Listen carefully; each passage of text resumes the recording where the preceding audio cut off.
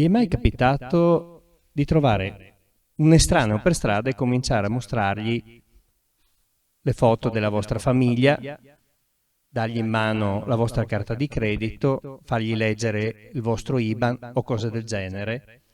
Immagino proprio di no. E nel mondo digitale? Perché purtroppo quando siamo connessi col nostro smartphone siamo in un mondo dove le acque sono infestate da temibili squali. Sono i cybercriminali, a volte lavorano da soli, a volte in piccoli gruppi, a volte sono delle vere e proprie aziende strutturate con addirittura dei reparti ricerca e sviluppo che fanno investimenti per essere sempre pronti a mettere le mani sui vostri soldi, rovinando i vostri soldi, la vostra reputazione e la vostra privacy. E non sono hacker. E questa è una distinzione importante, perché, e veniamo alla nostra ospite di questa sera, lei è una hacker.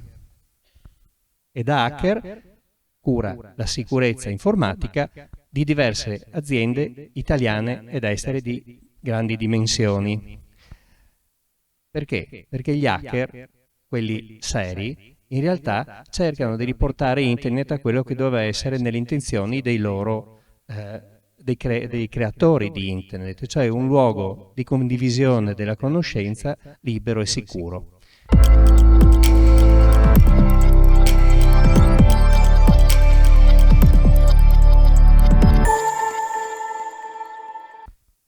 Un applauso per la nostra ospite Stefania Calcagno. Buonasera a tutti, vi ringrazio per la presenza, è sempre bello vedere tanta gente quando racconti le storie. E velocissima, 2 parole su di me, ma molto molto veloci perché l'introduzione è stata molto bella.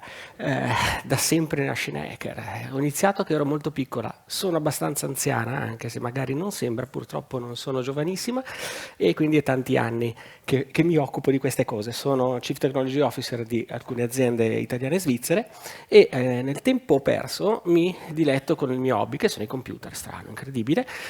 Sono la presidente della European Society for Computer Preservation, che è un'associazione che si prefigge il tramandare, restaurare, gestire la storia dell'informatica e raccontarla alle nuove generazioni.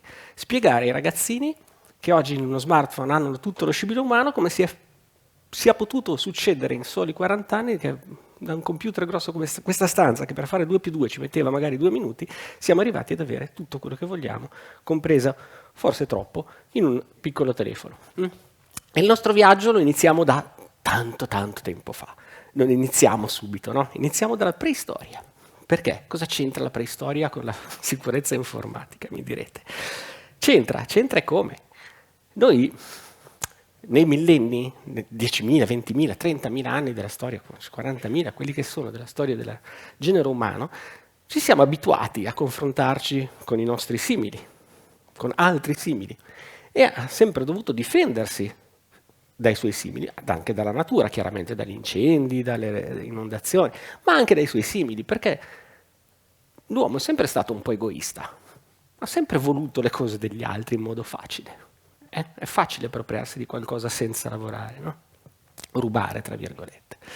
E già nella preistoria avevano una bel bastonata in testa e ti porto via. C'erano le barzellette una volta che giravano con la moglie per i capelli, no? Le tiravano per i capelli. E già nella preistoria succedeva, no? Ma è sempre successo, non è che sono sempre esistiti i furti. Qua vediamo una slide, ci racconta dei saccheggiatori di tombe che c'erano nell'antico Egitto, no? Poi nell'antica Roma non è che non c'erano i ladri, anzi, i romani avevano un codice piuttosto interessante sul come trattarli poi i ladri. Hanno crocifisso qualcuno insieme ai ladri, giusto? E noi ci siamo abituati. Abbiamo passato millenni con la convinzione che se vado nel bosco di notte, il brigante magari mi tira una martellata e mi ruba i miei beni, i miei averi. E quindi il nostro sistema simpatico, il nostro cervello, si è abituato e sa perfettamente come difendersi da certe problematiche, da certi attacchi. Pensiamo a una ragazza di 17 anni che esce dal treno alla stazione centrale di Milano la notte da sola. Ecco, magari cerca qualcuno che l'accompagna perché è pericoloso, no? Lo sappiamo che è pericoloso, ce l'hanno insegnato che è pericoloso. Da bambini ci dicevano attenti agli sconosciuti che ti regalano le caramelle. Oggi lo sappiamo, tutti quanti lo sappiamo, ce l'hanno raccontato. Però il mondo moderno non è più solo fisico, è diventato anche virtuale e permea la nostra vita il mondo virtuale, perché siamo tutti i giorni a usare il computer, tutti i giorni usiamo i nostri telefonini, tutti i giorni ci confrontiamo con il mondo virtuale. E la velocità a cui si è sviluppato non ci ha permesso di rispondere alla stessa velocità con cui quel mondo si sviluppa, la tecnologia si sviluppa in un modo velocissimo, noi invece siamo molto, molto, molto più lenti ad adeguarci alle cose, il nostro cervello è molto più lento. Questo per due motivi. Primo perché non ce l'ha insegnato nessuno, non c'è nessuno che ce l'abbia insegnato, a scuola non ce lo insegnano, non ce lo insegnavano, quantomeno, perché non c'era. Le nostre mamme ci possono insegnare che gli sconosciuti non ti devono dare le caramelle, ma difficilmente ci dicono che non devi aprire la mail da uno sconosciuto. Insomma, non ho visto tante mamme che dicono ai figli non aprire le mail dagli sconosciuti. Okay. Quindi non siamo stati in grado di adeguarci e di sapere che il mondo virtuale in realtà ha le stesse problematiche del mondo reale, sono pari pari, non è che sono diverse di più, di meno, sono fondamentalmente le stesse. Ci sono i buoni e ci sono i cattivi. A noi ci manca l'ancestralità, cioè tutto quello che è il percorso che abbiamo fatto nei millenni per diventare quello che siamo oggi. Nell'informatica, nel mondo virtuale non l'abbiamo fatto quel percorso, semplicemente perché esiste da 30 anni, 40 anni. Quelli con la barba bianca magari 50 anni, però di più no, non c'era. E troppo spesso la comodità digitale, cioè il fatto che sia facile utilizzare le cose, ci costa tantissimo e quel prezzo lo paghiamo inconsciamente. Noi non lo sappiamo che stiamo pagando la comodità. Il fatto che i telefonini si colleghino da soli, il fatto che con un click posso fare tutto, con un QR code posso andare dove voglio, è comodo, è tutto comodo, ma non è così sicuro. E poi voi sareste disposti a rinunciare a qualche comodità per rendere la vita più difficile ai malviventi o no? Questo è il vero punto. Siamo pronti a rinunciare alla nostra comodità di tutti i giorni, fare le cose magari in un modo un po' più complicato, però gli rendiamo la vita difficile, oppure no, dobbiamo essere super comodi, tutto deve essere velocissimo, però a qualcosa dobbiamo rinunciare, non possiamo avere tutto. Il grosso problema è che la tecnologia non la possiamo più evitare, poi soprattutto in Italia dove abbiamo messo un sacco di cose elettroniche, la fatturazione elettronica, lo speed, la PEC, insomma tutte cose che fuori dall'Italia non ci sono. E volenti o nolenti, la tecnologia ormai bisogna usarla quasi per forza, cioè il diritto alla disconnessione è sempre più lontano, è sempre più difficile il non avere uno smartphone o non usarlo uno smartphone, siamo quasi obbligati. E poi abbiamo un sacco di software, di applicazioni, di qualsiasi cosa, gratuiti. Che bello, i social media sono gratuiti, le applicazioni per i telefonini sono gratuite, è tutto gratuito. Ora, la domanda è, chi è che investe milioni, ma tanti, per costruire un sistema, un'infrastruttura bellissima, per farvela usare, eccetera, così, per sport? Nessuno. Ve lo fanno usare gratis, perché? Perché il prezzo sei tu. Quando scarichiamo un'app qualsiasi, adesso qua ne abbiamo messe alcune che non esistono più perché sennò altrimenti sarebbe stato un problema, però c'era questa app, no, che ti faceva vedere la faccia insomma così, oppure che ti cambiava da gattina, da cosa, eccetera. Perché uno dovrebbe farla, questo software, svilupparlo, metterlo in giro, eccetera, e poi regalarlo? Perché il prezzo sei tu. Quel software probabilmente avrà, quando lo installi, una volta non te lo chiedevano neanche i sistemi operativi Android, per esempio, adesso magari te lo chiedono anche, l'accesso al microfono, alla telecamera, alle chat, alla tastiera, in modo tale che possa ascoltare tutto quello che fai vivere la tua vita e passare le tue informazioni a qualche azienda di pubblicità che sia in grado poi di targetizzare la pubblicità nei confronti sui tuoi bisogni, sulle tue necessità, sulle cose che ti piacciono. Quanti hanno pensato, cavoli, l'altra sera ho parlato della lavatrice della marca X e il giorno dopo sul social mi è arrivata la pubblicità della X, porca miseria, che roba. E non è che avevi aperta l'app di che verdura sei, ecco, non so, ci sono le app, no, che verdura sei. Magari ce l'avevi aperta e tac, quella ti ascolta perché gli hai dato anche l'accesso al microfono. Quindi il prezzo siamo noi e non ce ne rendiamo conto. Pensiamo che tutto il digitale è gratis, il mondo è gratis, i social sono gratis, non è niente gratis, non c'è nulla che sia gratis, tutto ha un prezzo. Il prezzo spesso e volentieri è noi, la nostra vita, i nostri dati, che poi vengono venduti e utilizzati poi dalle campagne di marketing assolutamente lecite, sia che siano di grandi aziende dei social come Meta, X o compagnia, sia che siano quelle di modifica, diciamo così, dei risultati di ricerca quando vai a cercare qualcosa su Google. Se Google sa che ti piace la pasta, magari ti fa vedere la pasta prima del riso. Ecco, faccio un esempio molto semplice. E come fa a sapere queste cose? Da tutti i device che ci circondano, che abbiamo noi installato, che noi abbiamo voluto, che ci siamo comprati e che utilizziamo perché sono comodi. Ma tutto questo a noi altri non ci piace tantissimo. E volevo fare una piccola introduzione su noi altri, cioè gli hacker. In realtà molti pensano che gli hacker siano persone strane.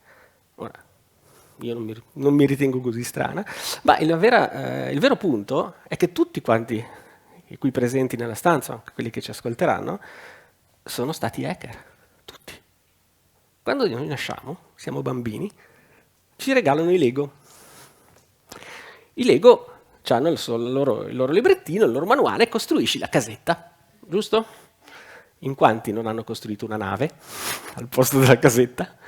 In quanti non hanno fatto un aeroplanino al posto della casetta? L'abbiamo fatto tutti. Quello è un hack. Ho utilizzato la mia mente per creare qualcosa di diverso da quello che era originariamente lo scopo dell'oggetto. Okay? Quindi gli hacker in realtà sono persone che hanno questa attitudine a scoprire le cose, a modificarle, a non accontentarsi del funzionamento che ti viene detto serve per questo, vabbè, ma magari ci riesco a fare qualcos'altro, quindi è un'attitudine, hanno una curiosità, non si fermano davanti alle porte chiuse, se c'è una porta chiusa guardiamo cosa c'è dentro, ma non facciamo danno, guardiamo, ok? Se fai danno sei un criminale, che è una roba diversa. È una statistica che leggevo qualche tempo fa, in Italia circa il 3% della popolazione ha avuto un problema con la legge, quindi potenziale malvivente.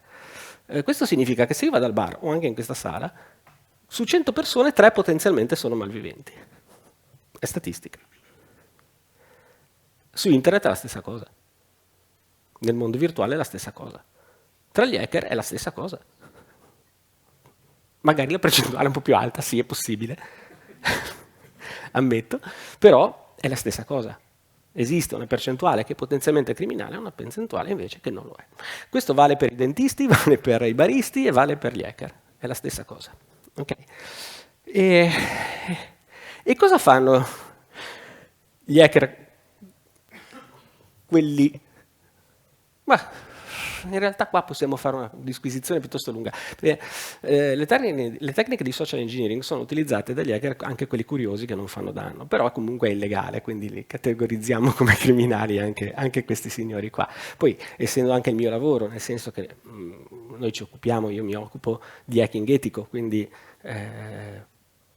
aziende che ci chiedono di andare a vedere cosa fanno e se c'è una porta aperta, se hanno un problema, come chiuderla, eccetera. Quindi noi facciamo social engineering anche se siamo buoni, okay? Non è necessariamente fatto da criminali.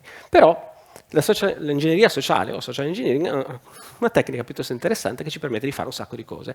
Questo signore, che si chiama Kevin Mitnick, il suo nickname, tutti gli hacker hanno un nickname, è Condor, ok? Abbiamo scritto là sotto, ha truffato, ha preso l'identità di centinaia di migliaia, non sto scherzando, di americani. E non l'ha fatto bucando i computer e i telefonini, perché non c'erano. L'ha fatto in modo molto simpatico ed elegante.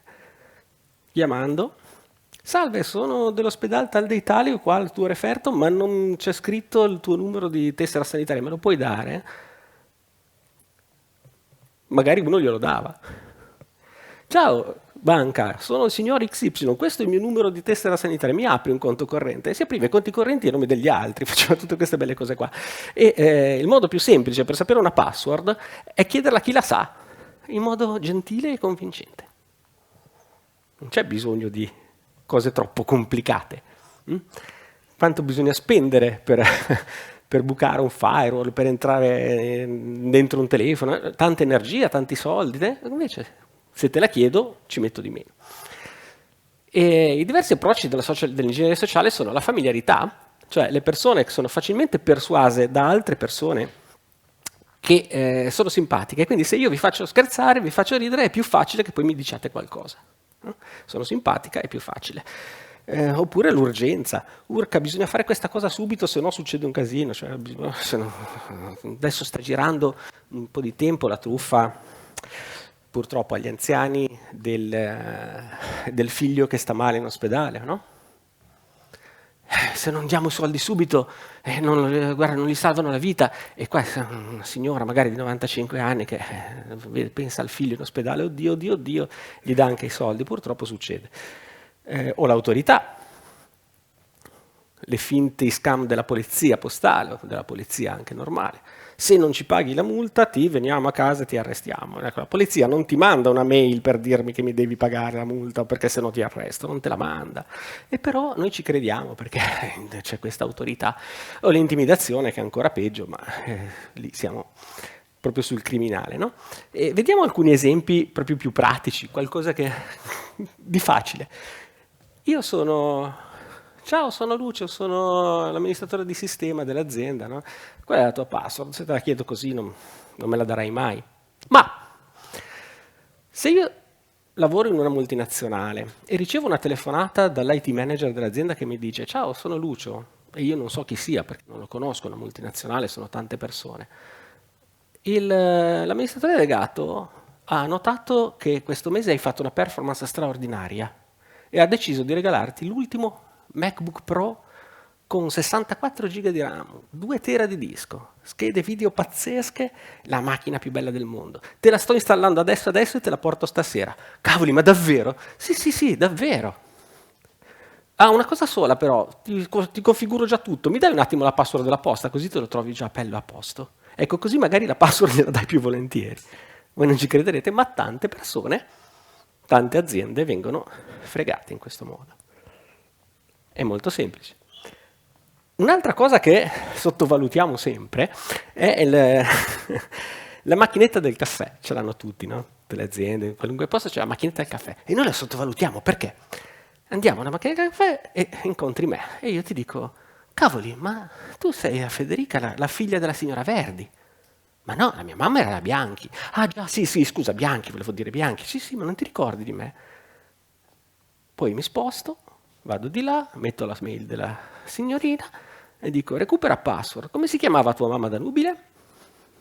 Me l'ha detto lei un secondo prima. Molto facile. Noi non ci pensiamo. Vabbè, questa l'avete ricevuta tutti mille volte via SMS, via mail. La banca ti ha bloccato l'acconto, clicca qui per mettere le tue credenziali. Ora io mi continuo a domandare come sia possibile che qualcuno lo fa. Vi posso garantire che tante persone lo fanno. È abbastanza curioso perché nessuna banca al mondo ti manderà mai una mail dicendoti controlla che è giusto. È un poco furbo come cosa, no? Però lo fanno.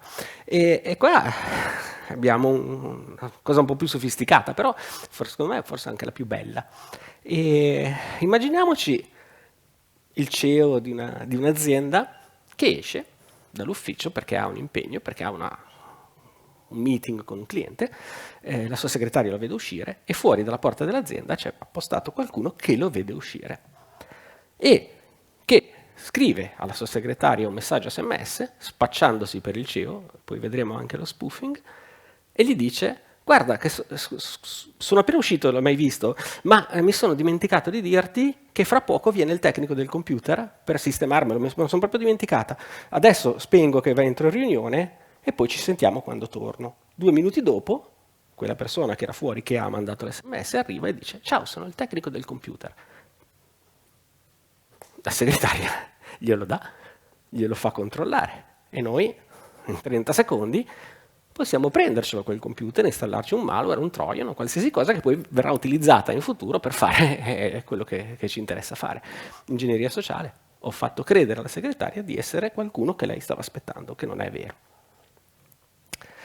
E, e da qui faccio un link tra ingegneria sociale e social media, perché poi alla fine si parla di cose da dire e cose che non bisogna dire, e ricordiamoci che tutto ciò che postiamo sui social rimane per sempre, perché anche se poi lo cancelliamo, in realtà c'è, resta, non è che viene cancellato dal mondo perché l'ho cancellato. Lo cancello dal social e da lì in poi non ci sarà più, ma ci sono dei siti, ne dico uno per tutti, archive.org, che si copia l'internet e se lo tiene per sempre. E il diritto all'oblio, che in teoria noi come cittadini europei abbiamo, perché il GDPR e tutte le leggi sulla privacy che ci tutelano, ci dicono che se noi chiediamo a Google di cancellare un nostro riferimento, qualcosa, un articolo sbagliato su un giornale, qualsiasi cosa, nei nostri confronti loro lo devono fare. Ma se questa cosa è stata pubblicizzata su un sito di proprietà di un'azienda, dico una nazione a caso, del Turkmenistan, e sta fisicamente ostato in un server in Centro Africa, è un po' più difficile, se non ci rispondono, convincerli a togliere il contenuto. Bisogna fare rogatorie internazionali, più di una, a un costo pazzesco. Quindi il diritto all'oblio c'è, ma non è esattamente cancella e tutti cancellano. Non è così, purtroppo non funziona così. E questo perché lo dico? Qua abbiamo una piccola vignetta dove io non sono più impiegabile perché ho fatto un post stupido sulla mia pagina di Facebook, no? Ho commentato i vaccini non esistono, il Covid non esiste, chiedo scusa, qualsiasi cosa, no? E oggi i sistemi purtroppo la chiamiamo ancora IA, in realtà non è molto IA, è sempre su base statistica, non è ancora abbastanza intelligente da pensare da sola, fortunatamente, quindi è generativa l'intelligenza artificiale, però è in grado di elaborare una mole di dati mostruosa e sta andando di moda nelle aziende che assumono il personale quella di andare a vedere i loro profili social per vedere chi è che mi sto portando in azienda. Quindi se i nostri figli metteranno le loro bravate da sedicenni, perché la nostra fortuna è che non c'erano i social quando avevamo 16 anni e quindi non abbiamo postato le bravate che abbiamo fatto, ma le abbiamo fatte tutti. E se loro mettono le loro bravate in giro, magari fra 20 anni, fra 15 anni, quando avranno finito l'università e cercheranno un lavoro, ma tu eri quella che impennavi in moto? Tu eri quello che hai fatto la festa in costume da bagno in centro a Milano, cose del genere? E il lavoro non lo prendi più. La EA va a prendere tutte queste informazioni e fa un profilo del candidato che lo dà all'HR. Poi l'HR lo valuta in funzione anche delle sue capacità, ma magari lo scarta perché la EA gli ha detto che aveva postato un sacco di fregnacce sui social tanti anni prima. Quindi pensateci sempre quando date la possibilità ai figli di vedere i social, ma più che vederli, di metterci dei contenuti, perché non è il problema adesso, il problema sarà fra 10, fra 15 anni. Importantissimo. I social sono pericolosi, i governi lo sanno, si stanno adeguando.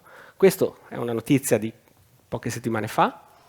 Le Nazioni Unite hanno vietato a tutti i dipendenti delle Nazioni Unite di utilizzare per comunicare qualsiasi social, qualsiasi chat che non sia Element. Perché Element gli ha garantito una certa sicurezza nei messaggi, in modo tale che questi messaggi non vengono venduti a terzi, non vengono letti da nessuno e rimangono criptati end-to-end. Ora c'è stata una gara, chiaramente ha vinto questa azienda, ce ne sono degli altri di sistemi di messaggistica sicuri che si possono acquistare o che sono anche gratis. Gratis è sempre una parola che a me non piace, perché il sistema di messaggistica gratuito, WhatsApp, sapete quanto costa? In termini solo di energia elettrica tenere sui data center di WhatsApp. Quanto alimentare una città come Milano, probabilmente. More or less. E allora perché ce lo danno gratuito? Dovreste leggere bene tutte quelle 25-30 pagine di bla bla bla che ci sono quando lo installi e che nessuno legge e che c'è scritto che loro leggono quello che tu scrivi e ti profilano. Serve, è quello, il costo sei tu. Allora, le aziende stanno imparando, i governi, chiedo scusa, stanno imparando che questa cosa in certi contesti è pericolosa. Ora, se io scrivo a mia mamma che torna a casa la sera per la cena, il problema è abbastanza insignificante, ma se io dico al governatore di una nazione che l'altra nazione gli ha fatto una proposta di tregua, eccetera, magari quello è un po' più sensibile come dato e quindi loro hanno deciso che non si fa più. Ma quanti di noi, quanti di voi si pongono il problema di che quando scrivono su un'applicazione, ma qualsiasi essa sia, attenzione, tutte, da Discord a Telegram, da WhatsApp a Messenger, tutte, o scrivo una mail sulla mail gratuita di Gmail, perché sempre lì le condizioni d'uso c'è scritto. Quando compriamo una TV nuova, non so se avete mai letto quelle 4 pagine che vi arrivano quando installate una televisione nuova, la Smart TV nuova. Le avete mai lette quelle 4 pagine con tutti i flaggini che ci sono alla fine? Sì. Ecco, lì c'è scritto che se quella TV ha il microfono, loro ti ascoltano, c'è scritto, non è che ti ascoltano, e vendono la tua felicità, le tue idee, quello che dici, eccetera, a qualcuno che ti profila, cioè ti fanno una profilatura, dicono a lui gli piacciono le lavatrici, a lei gli piacciono i frigoriferi. C'è scritto. E noi clicca sì, perché così funziona, no? Più veloce, mi serve la TV. E non ci pensiamo mai. Ops. Non ci pensiamo mai. L'SMS spoofing che vi dicevo prima, l'ho messo qua perché in realtà è correlato col phishing. L'SMS spoofing ci permette di inviare un SMS, come vi dicevo, a nome di qualcun altro. Quando hanno inventato il protocollo SS7, per chi è tecnico, qualcuno annuisce. Quando hanno inventato l'SS7 non si preoccupavano della sicurezza fondamentalmente, perché manco c'era l'idea del crimine informatico, dell'hacking, non esisteva, stiamo parlando degli anni 70. Negli anni 80 hanno inventato poi l'SMS, cioè il Simple Message, il messaggio semplice, e questo messaggio non c'è un sistema che mi garantisce che quello che c'è scritto è realmente quello che è partito, non c'è un check che ciò che parte è uguale a ciò che arriva, non si può fare.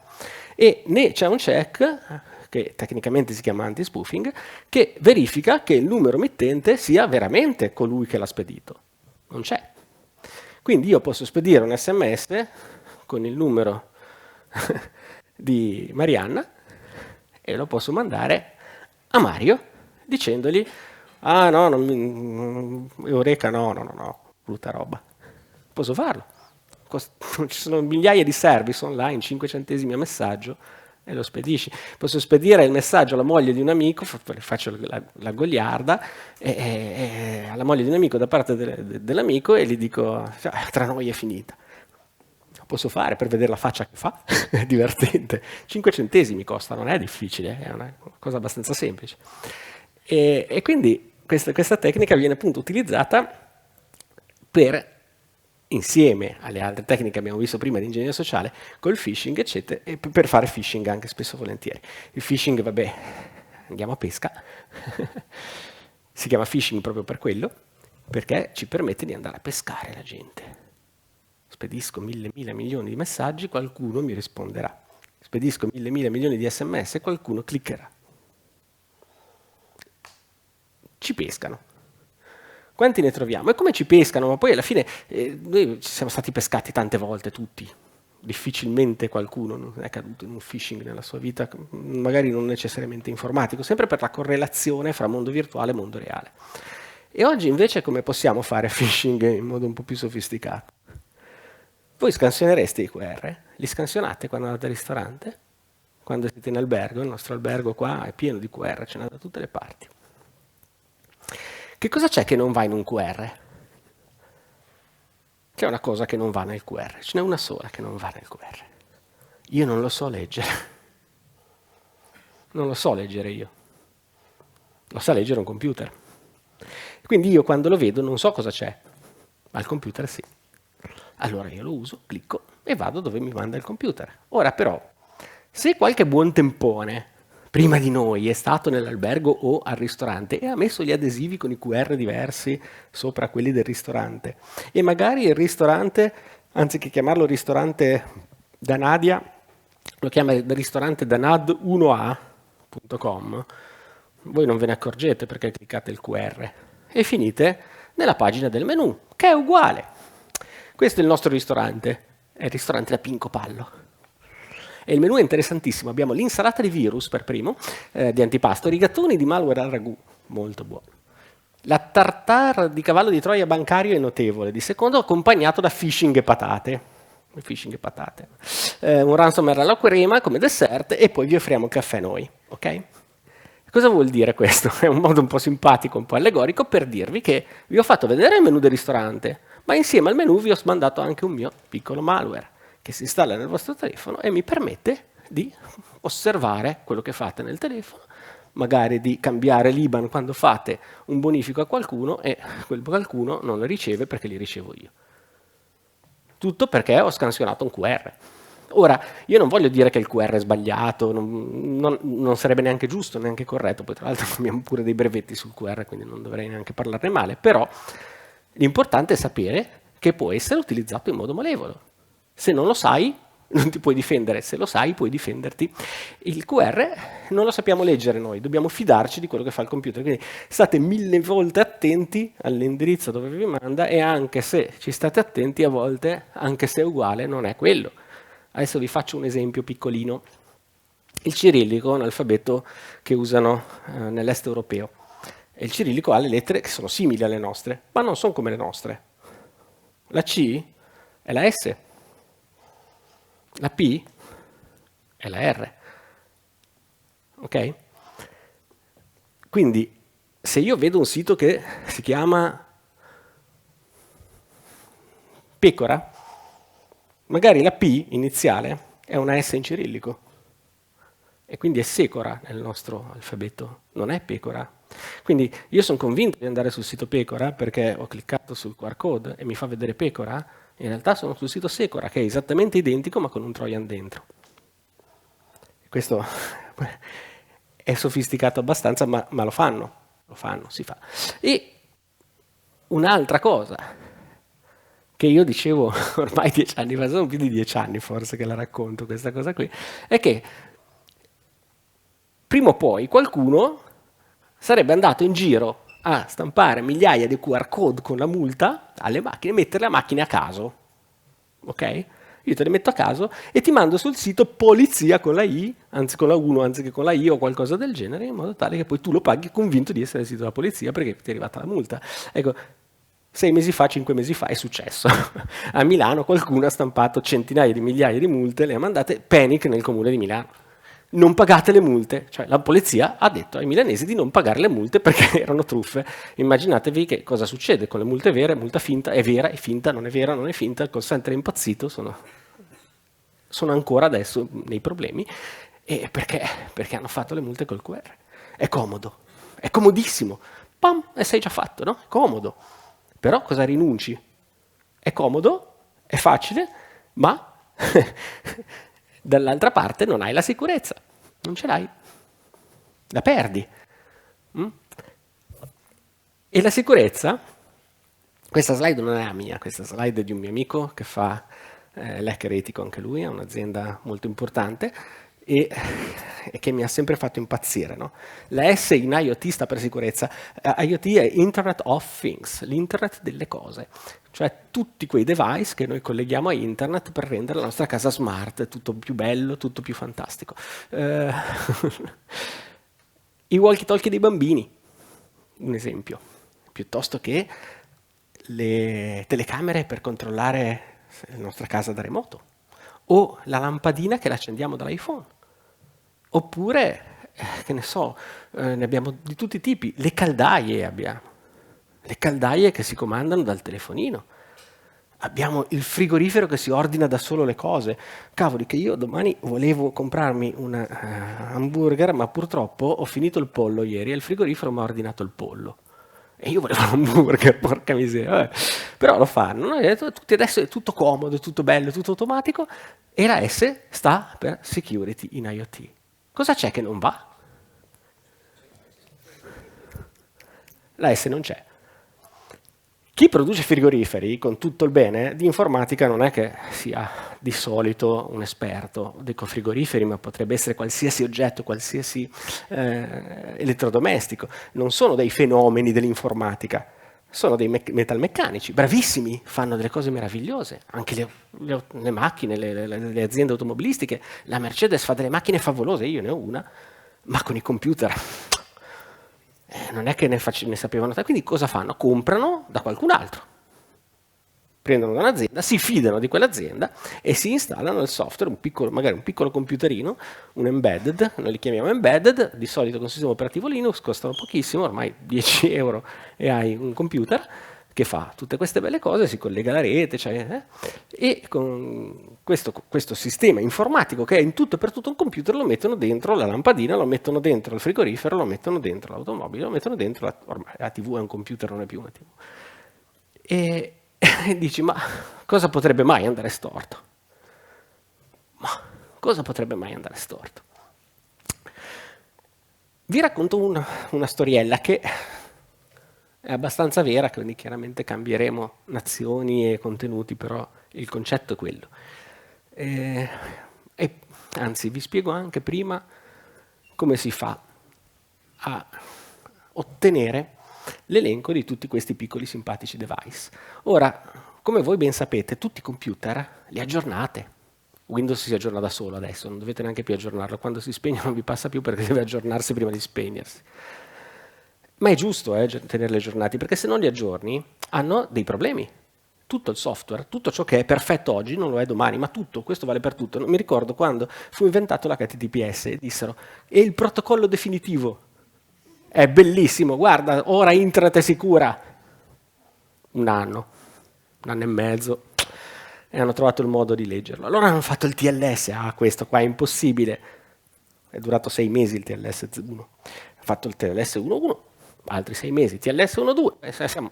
A forza di andare avanti, adesso quelli di adesso sono buoni, ma fra 5 anni bucheranno anche questi. No? E quindi se non li aggiorniamo, i computer sono suscettibili a essere, come dire, in gergo tecnico noi li chiamiamo esploitati, o comunque attaccati e conquistati. Quanti di voi aggiornano il frigorifero? Quanti di voi aggiornano le lampadine? O il citofono? Io non credo che lo aggiornate tutti i giorni, anche perché se poi siete un po' smart, ne avete comprati un centinaio di questi IoT, vi tocca aggiornarne 100 tutti i giorni. Una vitaccia, è una vitaccia, eh? Ma se non lo fate, esiste un bellissimo software, open source, si scarica da GitHub, per i più tecnici sanno anche che cos'è, non vi posso dire il nome perché sennò poi lo scaricate tutti, e vi dà in circa 9 minuti, 8-9 minuti, gira tutta internet, e voi gli dite voglio le telecamere, e lui pum, vi dà 500.000 di telecamere.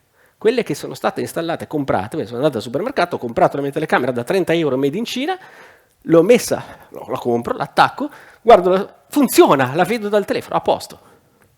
Gli avete cambiato la password? No. Avete aggiornato il firmware? No. Comprata, attaccata. E quindi è in quell'elenco lì delle 500.000 telecamere, che chiunque può avere. E chiunque può collegarsi e farci quello che vuole. E qui ritorno alla storiella che vi volevo raccontare, e che narra di un commerciante di armi, ma vediamo un po', una nazione strana,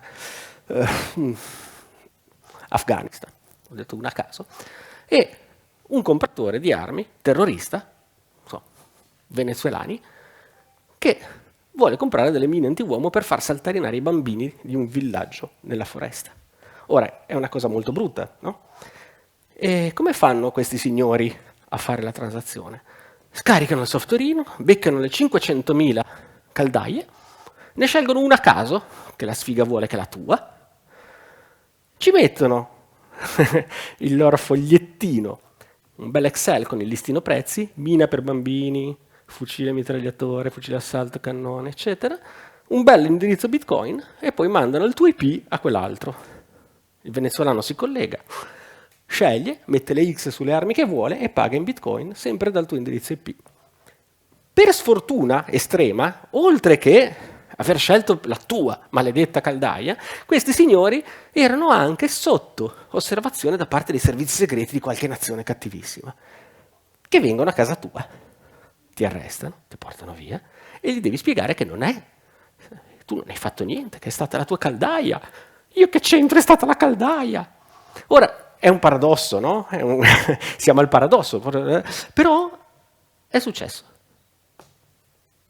La percentuale minima, è quasi impossibile, no? La concatenazione di eventi che possono portare a un evento del genere è veramente incredibile, però succede. E se per caso sei tu? Pensateci sempre quando collegate le cose a internet, sappiate che quando colleghi una cosa alla rete, quella cosa è raggiungibile, perché se raggiunge la rete raggiunge lei, se no non la potresti accendere dal telefonino. La prossima slide infatti mi piace un sacco. La mia domanda è una sola. Perché? Perché mai dovrei farmi il caffè col telefonino? Se tanto il caffè lo devo prendere, cioè non è che posso farmi il caffè virtuale, cioè non me lo portano via etere il caffè.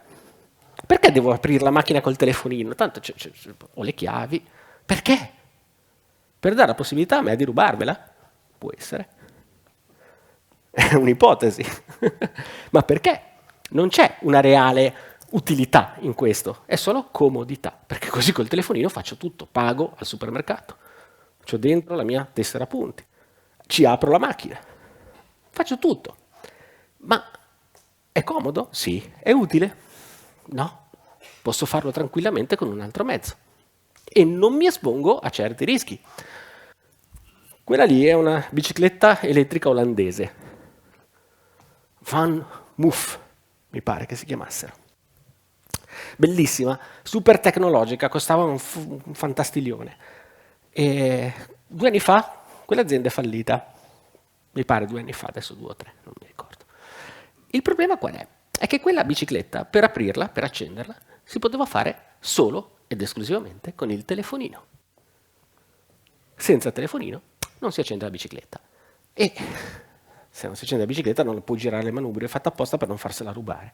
Ma quando l'azienda è fallita non ha più pagato i server che stavano nel cloud e che permettevano ai telefonini di collegarsi, alle biciclette di collegarsi e di poter parlare. Non pagandoli più, il nostro amico del cloud giustamente gli ha tagliato i servizi. E quindi tutti i proprietari di queste bellissime biciclette sono diventati proprietari di un incredibile mattone nero. Bello, però mattone. La stessa cosa è successa con delle caldaie, non questa è una foto che era bella perché c'ha il telefono di fianco, ma questo è capitato anche a me.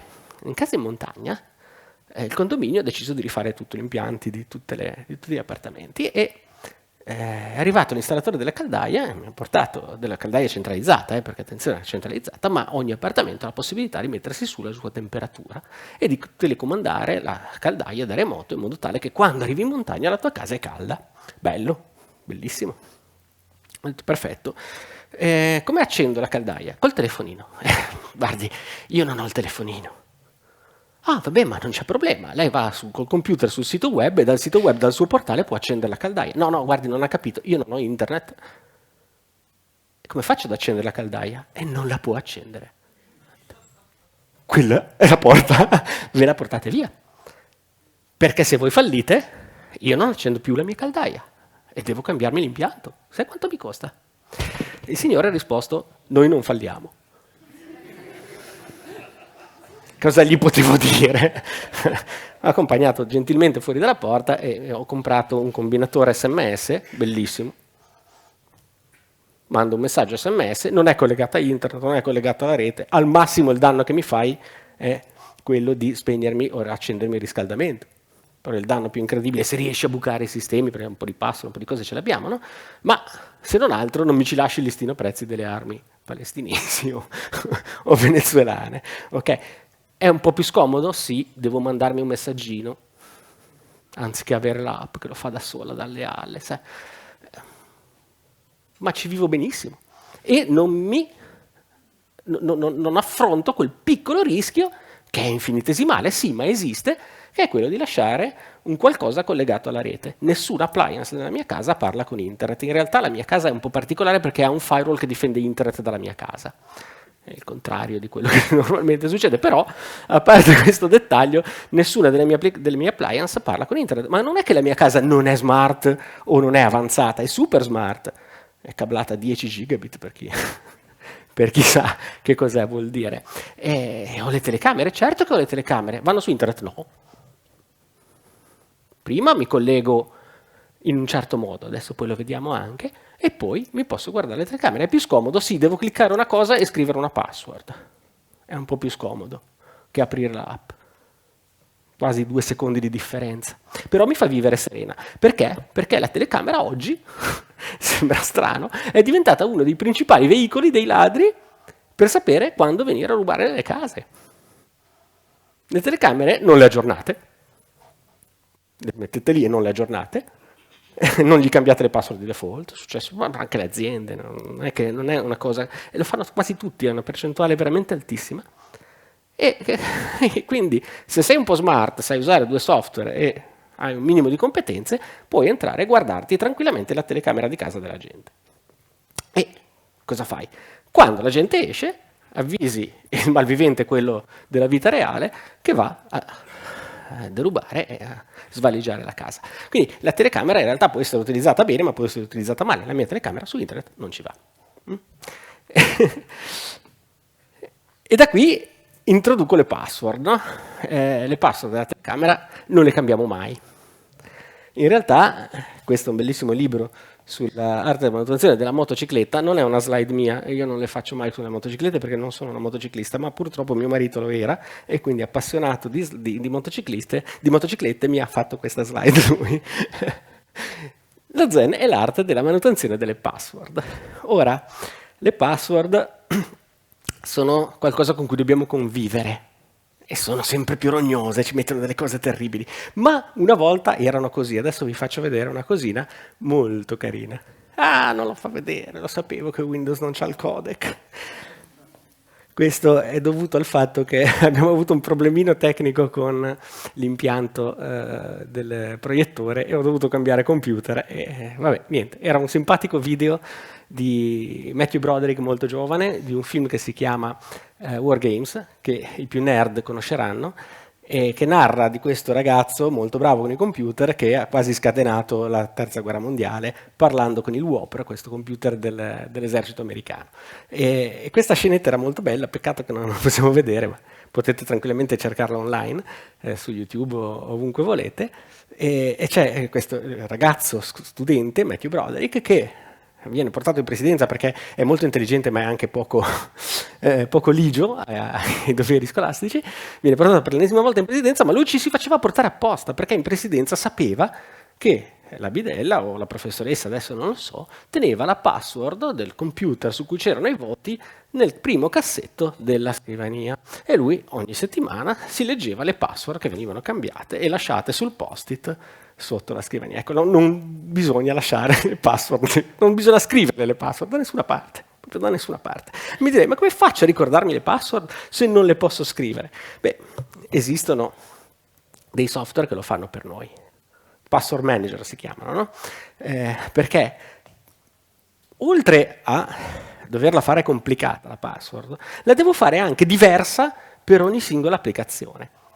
E non perché io posso essere intercettato, magari, perché la percentuale di possibilità che qualcuno si interessi a me, se non sono l'amministratore delegato di un'azienda, il direttore di una banca o che ne so, è abbastanza bassa.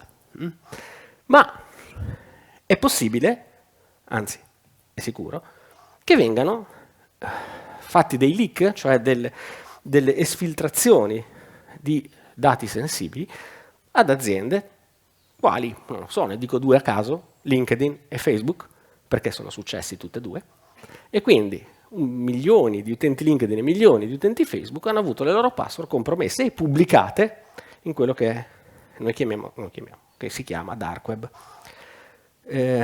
Non so se fare un'introduzione sul Dark Web, sulle differenze fra Dark Web, Deep Web e Web o no.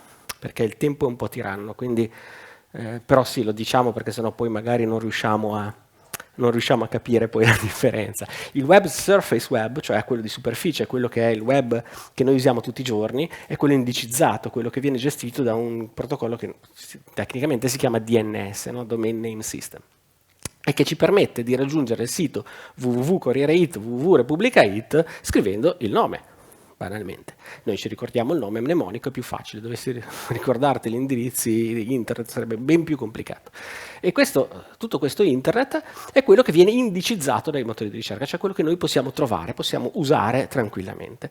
In tutto questo internet, che è smisurato, in realtà è una percentuale infinitesimale dell'internet vero, che noi chiamiamo deep web. Si chiama deep web. Il deep web è tutto l'internet che non è indicizzato, cioè quello che è dietro una password, banalmente. Quando io apro il sito della banca ho 5 pagine della banca, ma se io entro dentro la banca ho 250 pagine di quel sito per fare i bonifici, per guardare gli estratti conto, eccetera. Quelle pagine interne non sono indicizzate, non ci posso andare da Google, non le posso cercare. Tutte le informazioni che stanno nel deep web sono enormi, sono tantissime, e quello è la vera parte, diciamo, grossa dell'internet. Ma esiste una terza parte di internet che non è indicizzata proprio, che non lavora con quelli che sono i protocolli standard, quindi il DNS, ma lavora con un sistema tutto suo che si chiama, vabbè, sempre lo dico tecnicamente, ma comunque Onion, ok? Gli indirizzi sono xxx, delle cose incomprensibili, .onion. E esistono dei motori di ricerca per cercare all'interno del dark web, esistono un sacco di tool che ci permettono di navigare nel dark web, basta scaricarli. Firefox ha una sua versione Onion compatibile, e dentro il dark web che cosa succede? Che diventiamo totalmente anonimi, perché originariamente era stato creato da hackers probabilmente per poter garantire la libertà a giornalisti, piuttosto che a attivisti di diritti umani o persone comunque che avevano un'etica positiva, di poter parlare, poter raccontare le nefandezze dei propri governi al mondo senza il pericolo di essere intercettati dal governo e arrestati. No? Pensiamo alle donne in Arabia Saudita fino a qualche anno fa, pensiamo a delle minoranze etniche in qualche nazione dove ci sono Rohingya, ecco, per dirne uno. Tutto questo genere di persone che potevano essere in Iran, i ragazzi, le ragazze universitari che oggi stanno lottando contro il governo per la loro libertà di potersi vestire come vogliono. È un altro esempio dell'utilizzo positivo del dark web. Purtroppo, essendo anonimo, essendo totalmente anonimo, è quasi impossibile risalire attraverso il protocollo che si chiama Tor, è abbastanza impossibile, cioè molto difficile quantomeno risalire al vero mittente. Qualcuno ne ha approfittato per metterci anche delle cose negative, e oggi si trova un po' di tutto, dai trafficanti di droga ai trafficanti di armi, dai trafficanti di organi, non sto scherzando, c'è di tutto.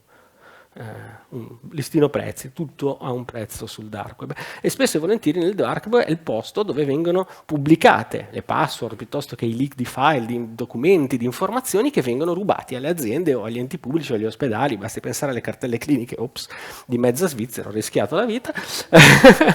Basti pensare alle cartelle cliniche di mezza Svizzera che sono state pubblicate, o alle password di LinkedIn e Facebook.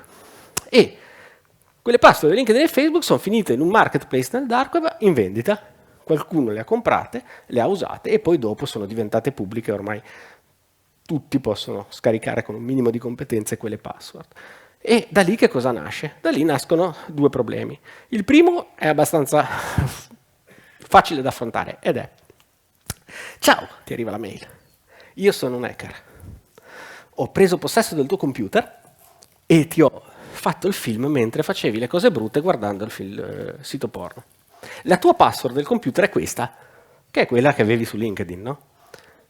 E se non mi paghi Bitcoin, io mando il tuo video a tutti i tuoi parenti e tutti i tuoi amici. È una truffa, uno scam che ha girato, gira ancora. Ora,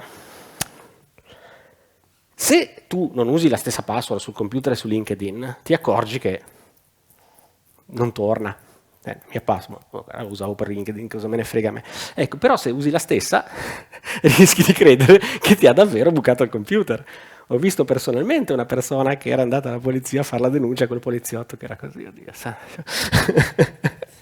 perché Cioè, cosa ci vuoi fare? Non è vero, non te l'hanno bucato il computer, hanno spedito una mail a tutti gli indirizzi email che erano registrati sul sito a cui hanno fatto l'exfiltration. In Italia uno dei più grossi leak in Italia è stato quello di libero.it, hanno preso tutte le password di libero.it, quindi tutte le persone che avevano una mail libero.it hanno ricevuto quella maledetta mail, no? Anche più di una volta.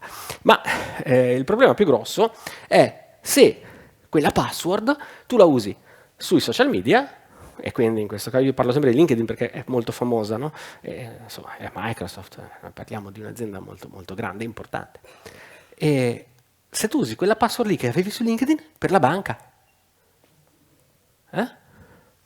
cavoli, qualcuno ha bucato quello là e con quelle informazioni ha provato in 50 banche di fila a loggarsi finché non ha trovato la mia e ci è entrato.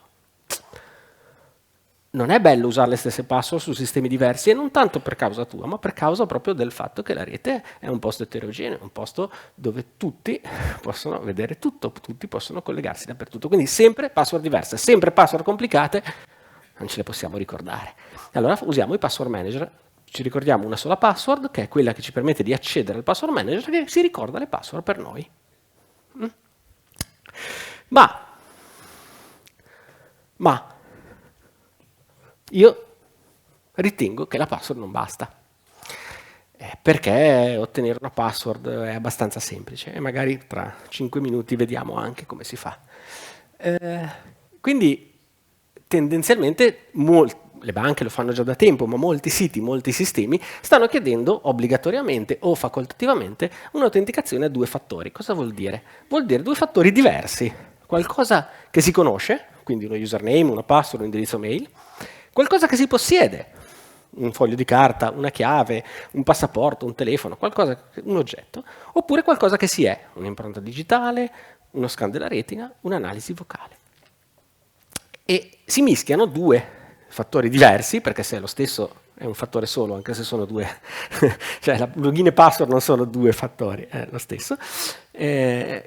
E anche qualcosa che sia impronta digitale retina, sempre tu sei, sempre un fattore solo, e si mischiano insieme. Ora, la legislazione europea prevede che la OTP, la password one time, che viene utilizzata come secondo fattore di autenticazione per l'ingresso alle banche, sia obbligatoriamente su un telefonino ormai. Okay? C'è un'app che vi dà il codice OTP per entrare nella banca. Se voi tenete l'app che vi fa l'OTP nello stesso telefonino su cui avete l'accesso alla banca, il fattore è uno solo, è il telefonino. Perché se io riesco ad accedere al telefonino, ho tutte e 2. Quindi o fate come me, per le banche italiane uso 2 telefoni, uno c'ha l'OTP e uno c'ha la banca, quello con l'OTP non ha neanche la SIM. Quando devo andare a scaricare il software lo collego alla wifi, scarico il software e la spengo, e lì non c'entra nessuno, quindi è il mio fattore sicuro.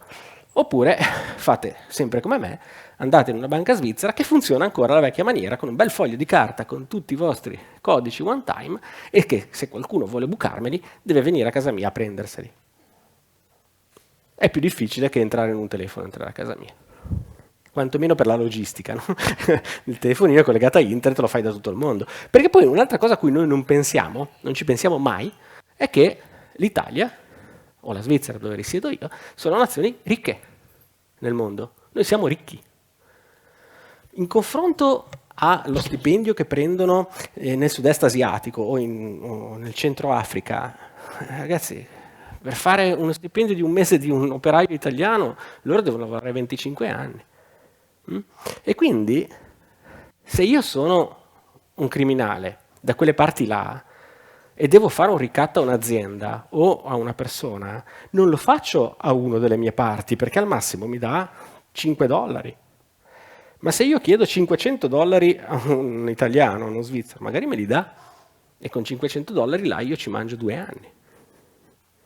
Quindi che cosa succede? Che se nel mondo reale la percentuale di criminali che abbiamo in Italia è del 3%, quella statistica, nel mondo virtuale quella percentuale nelle nazioni ricche è estremamente più alta, perché abbiamo tutti i criminali delle nazioni povere che vengono da noi a delinquere. Questa è una cosa che sottovalutiamo sempre, che non ci pensiamo, ma è così. Ci sono tanti cattivi su internet? No, semplicemente vengono da noi. La quantità è la stessa. Sono geograficamente dislocati in modo differente, ok? E un'altra cosa a cui non si pensa, e qua ci ho fatto anche una slide, è la differenza fra possedere e conoscere contro l'essere. Perché? Perché se io possiedo un oggetto e lo perdo, me lo ricompro. Perché se io mi dimentico la password, la cambio. Se me la rubano, la cambio. Ma io non credo che nessuno di voi possa cambiarsi la retina o l'impronta digitale, o quantomeno non saprei come fare. Né la voce, la tua voce, non la puoi cambiare. E se noi abbiamo dato questi dati a chiunque esso sia, un data center per entrare o la Apple per aprire il telefonino, se bucano la Apple, la tua faccia, che era nella Apple, è bucata per sempre e tu non la puoi cambiare, quindi non la potrai mai più usare. A me non piace la biometria come fattore di autenticazione, perché tendenzialmente ti rende impossibile difenderti da un attacco a qualcun altro. Se tu dai i tuoi dati biometrici a qualcun altro e glieli rubano a lui, è la tua vita che non ti puoi più gestire. Quindi tendenzialmente la biometria la eviterei come secondo fattore, io. Altre persone invece dicono no, è impossibile che buchino la Apple, non la bucheranno mai. Lo dicevano anche di Microsoft o di Facebook. E quindi ve lo sconsiglio, però liberi sempre di fare tutto quello che vogliamo. E adesso vediamo alcuni esempi. Facciamo qualche esempietto di quanto è difficile o quanto è facile appropriarsi di un dispositivo. Ora, io vi pregherei, se volete, di accendere i vostri telefonini o di guardare i vostri telefonini e se non sono correttamente configurati e o vecchi, perché quelli vecchi li prendiamo tutti, quelli non configurati bene nuovi anche, troverete incredibilmente la wifi di casa vostra qui, adesso, e ci siete anche collegati. E se provate ad accederci magari vedete un signore russo che fa trollololololololo, che noi chiamiamo il troll. Potete guardare magari l'elenco degli SSID, delle reti che sono qua a disposizione. Ci dovrebbe essere quella del Trenitalia, del Frecciarossa, di qualche hotel, un sacco, ce ne sono tantissime. Mi chiedo qual è la magia? Come fa a sapere che la rete di casa mia è qua? Com'è possibile? Oh mamma mia, com'è possibile? Ecco, questo è perché noi siamo comodi. Siamo comodi e vogliamo che il nostro telefono si colleghi in azienda e si colleghi a casa senza che io schiacci niente. Io non voglio schiacciare qualcosa. Quando vado a casa mi collego alla rete, quando vado in azienda mi collego alla rete senza schiacciare niente e sono comodo. Vedo gente che ride. Sono tantissime, sì, sono centinaia, cioè, sono collezionate in vari eventi. Tutte le vostre reti adesso fanno parte della nostra collezione, sappiatelo. Bruzio in sala. No, allora che cosa succede? Che il nostro telefono, per essere comodo, per essere noi comodi, per essere comodo a noi, è scomodo a lui. E quindi che cosa deve fare? E poi è anche il motivo per cui quando accendiamo la wifi si scarica molto più velocemente la batteria. Che cosa facciamo? Che cosa fa lui? Ciao rete di casa mia, ci sei? Ciao rete di casa mia, ci sei? Ciao rete dell'ufficio, ci sei? Manda un segnale di broadcast, si chiama tecnicamente, con il nome dell'SSID chiedendo se c'è. E quindi se hai un apparato che sia sufficientemente intelligente o cattivo, a seconda da che parte dell'apparato sei, per leggere tutte queste informazioni, questo apparato risponde certo che ci sono. Io sono la rete di casa tua. Poi qualsiasi password mi dai, anche se non me ne dai, a me non me ne frega niente, ti ci faccio collegare. Perché? Perché in questo modo chi si collega all'apparato, negli alberghi, beware of public wifi, cioè attenzione alle wifi pubbliche, no? Quando ti colleghi in albergo potrebbe essere qualcuno con quell'apparatino, non avete idea di quanti ce n'è, costa niente. E ve lo vendono anche col software già precotto, cioè, non bisogna essere capaci, te lo vendono col software già fatto, che ce ne sono diversi tipi, c'è quello che ti fa vedere il trollolò, c'è quello che invece ti sniffa tutto quello che fai e lo salva, quindi login, password, tutto quello che fai, perché tanto sto in mezzo, il segnale passa da me e va dall'altra parte, io sono in mezzo, no? E oltre a ascoltarti, potrei anche cambiarti i contenuti durante il transito. Tu vai a vedere il giornale, io non so quale sia il giornale qua di Pordenone, il Messaggero, leggete. Ok. Vai sul messaggero e mentre ti arriva il messaggero passa dal mio apparato che ti manda il messaggero, ma insieme al messaggero ti manda anche un messaggero di virus, che è un po', cioè ti mando anche il Trojan, ok? E poi magari ti mando un pop-up con scritto per vedere questo video bellissimo dell'incidente nucleare alla centrale devi cliccare qui per installare il media player. Ci clicchi. In realtà hai appena installato il software sul tuo telefonino di controllo remoto e quindi quanto è facile prepararsi un telefonino? Non te ne accorgi. Non te ne accorgi. È molto facile. Ok? L'apparato è questo qui, che è nascosto da qualche parte. Lei sa dove. e quindi abbiamo dimostrato che non è così complicato. Cioè, tutte le cose di cui dobbiamo stare attenti, a cui dobbiamo fare attenzione, in realtà non è una cosa che non può succedere, è impossibile. No, basta andare in albergo e collegarsi alla wifi sbagliata, all'aeroporto. Ma ci sono anche cose peggiori. Qualcuno mi può prestare un computer? Ah, guarda, una volontaria. Una volontaria. Ok. Voilà. Adesso vi faccio vedere quanto tempo ci vuole a prendere possesso di un computer. Quando sei pronta, lo colleghi. Grazie mille. Grazie. Perché? Perché noi, quando andiamo all'autogrill, siamo in autostrada, andiamo all'autogrill, ci fermiamo per fare i nostri bisognini, perché magari abbiamo un viaggio lungo, come quello che ho fatto io oggi, e scendiamo dalla macchina, spegniamo la macchina, spegniamo il motore, scendiamo dalla macchina, chiudiamo la portiera, chiudiamo a chiave, andiamo a fare la pipì.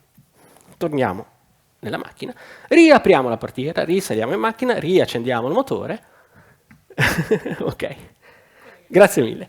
Riaccendiamo il motore e poi andiamo via, perché se lasciamo la macchina col motore acceso fuori dall'autogrill in autostrada, non so se ritrovi la macchina, sicuramente quello che c'è dentro è difficile che lo trovi.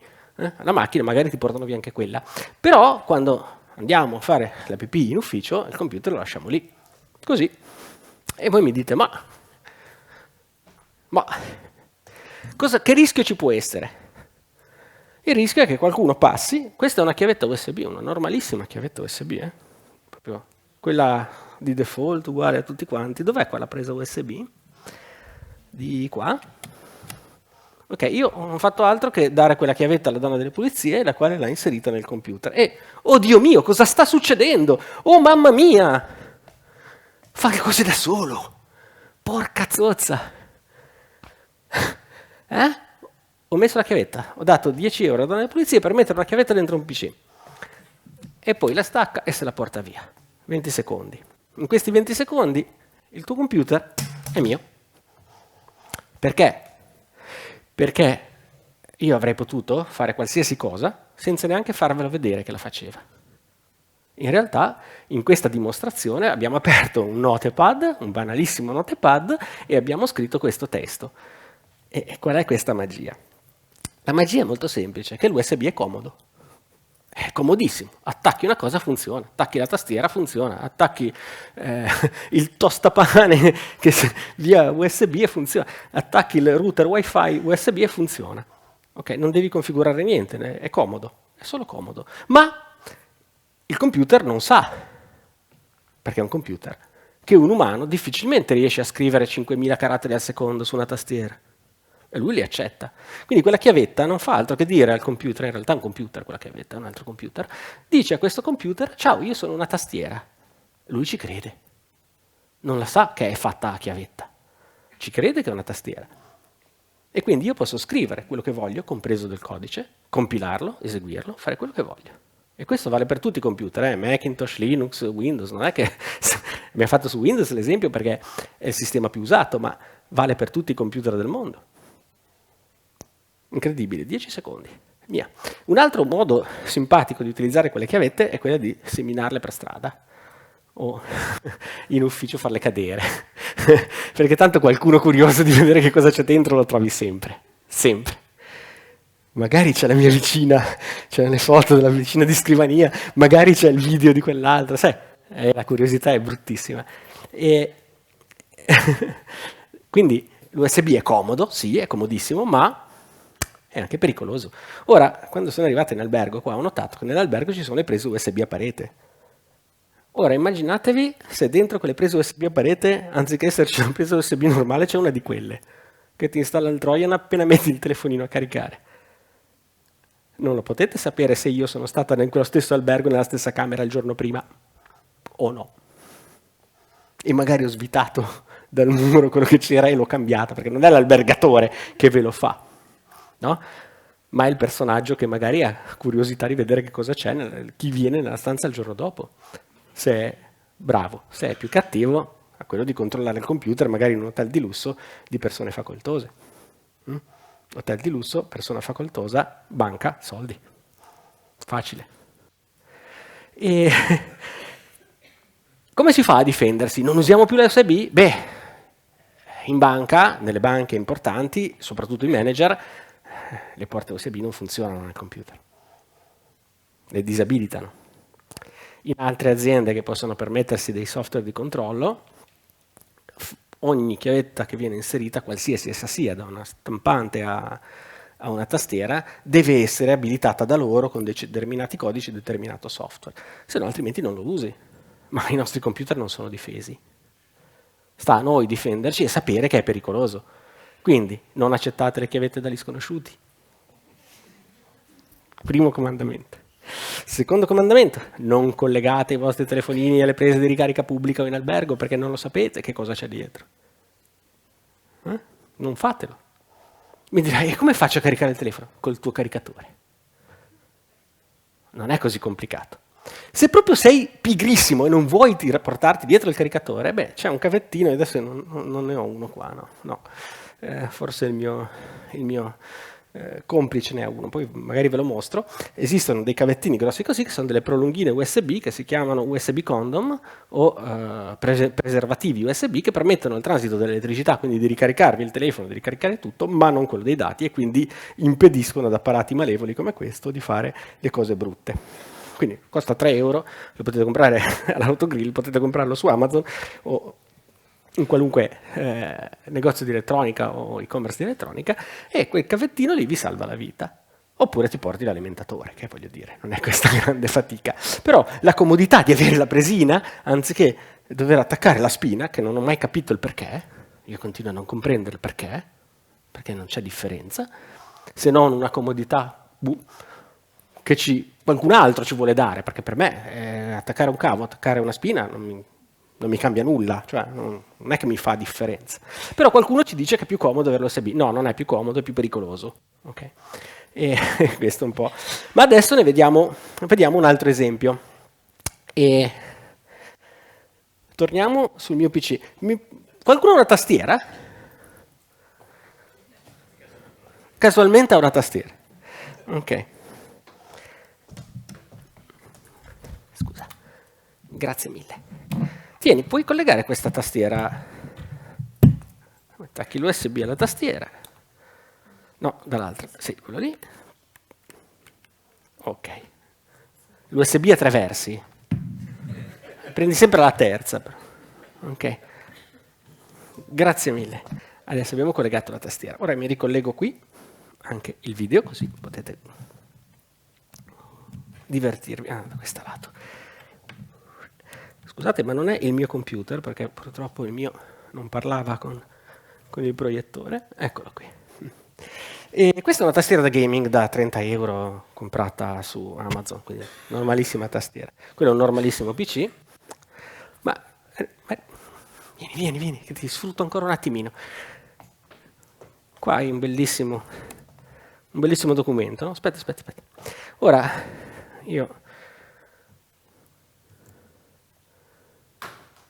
Ok. Spero che funzioni, perché ripeto, non è il mio computer, quindi non ho idea.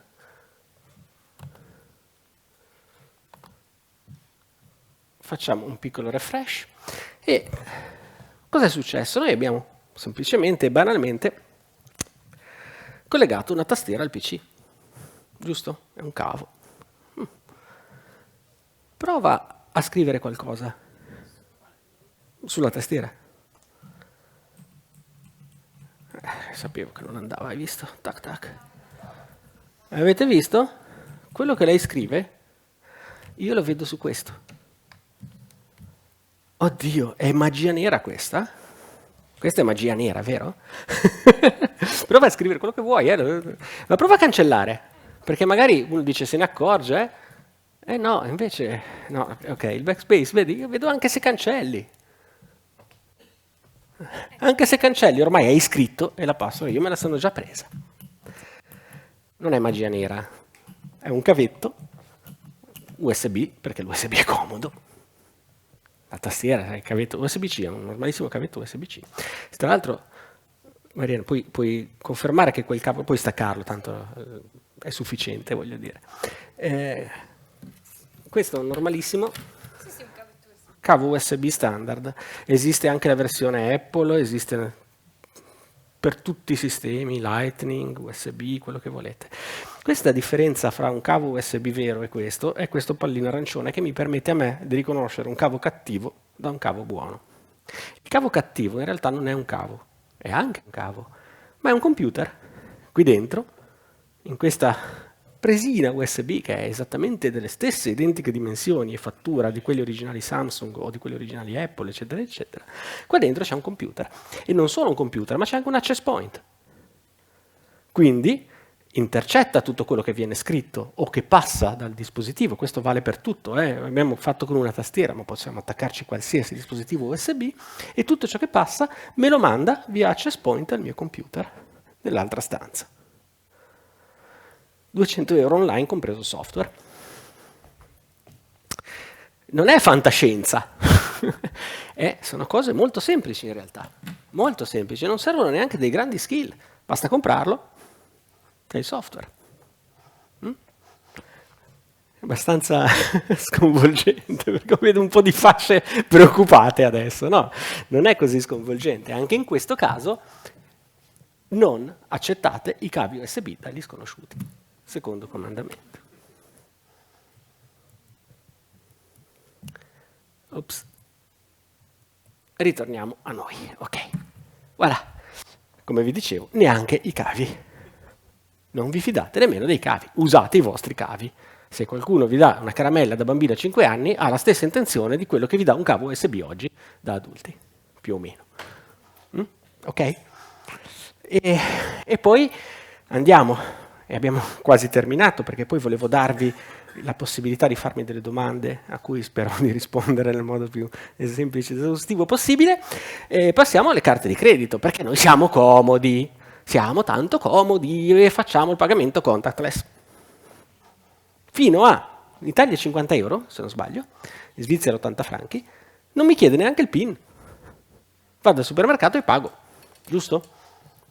È comodo, ma è una figata, l'autostrada, più. Ma se io sono invece una persona cattiva e ho dei complici, perché non informatici ma criminali veri, che cosa posso fare?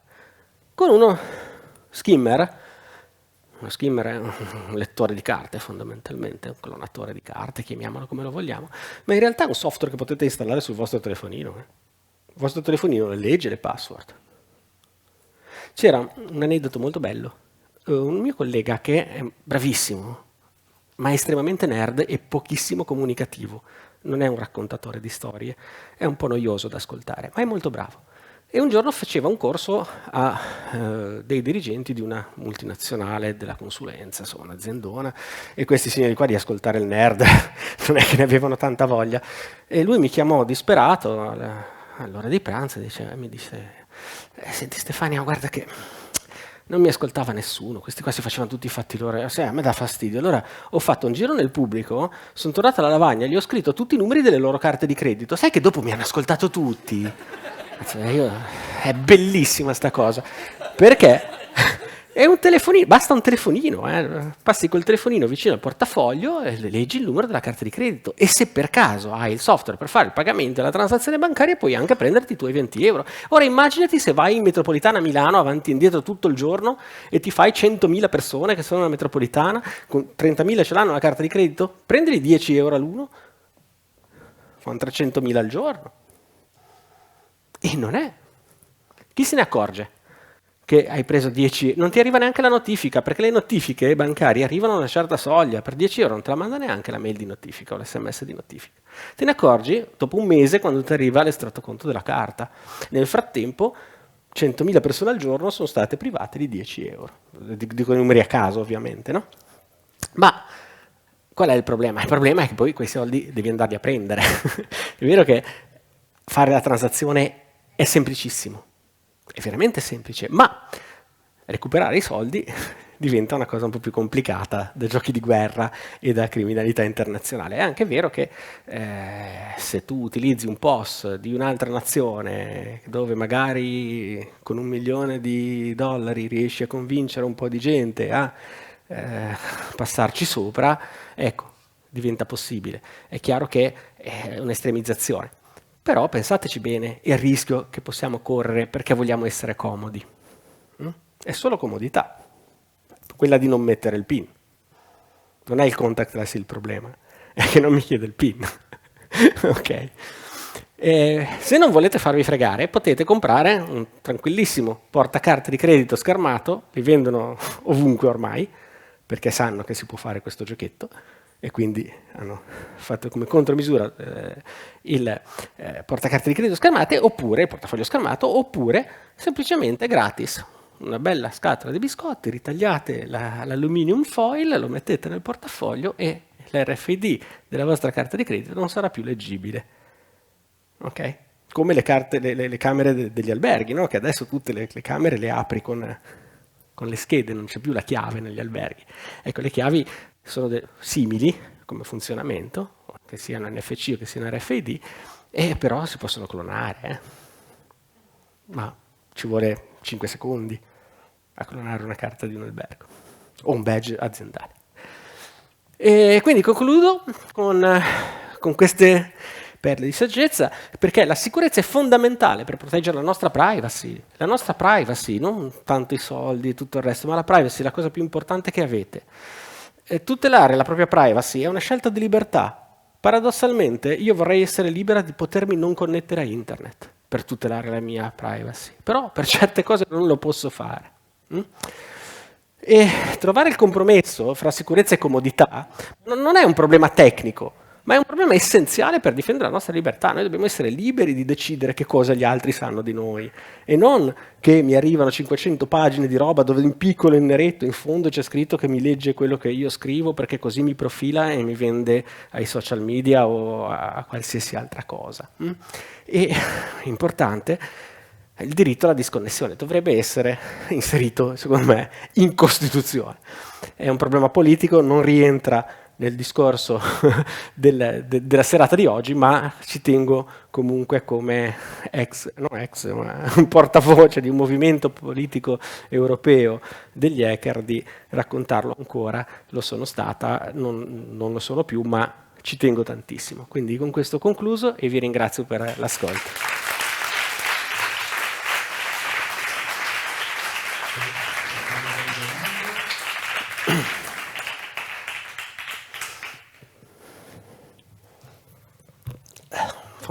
Caldo pazzesco.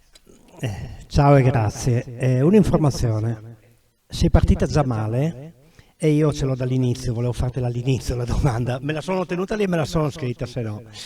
Non ho capito se schernivi o prendevi in giro o anche l'Italia ha fatto qualcosa di buono. SPID e PEC.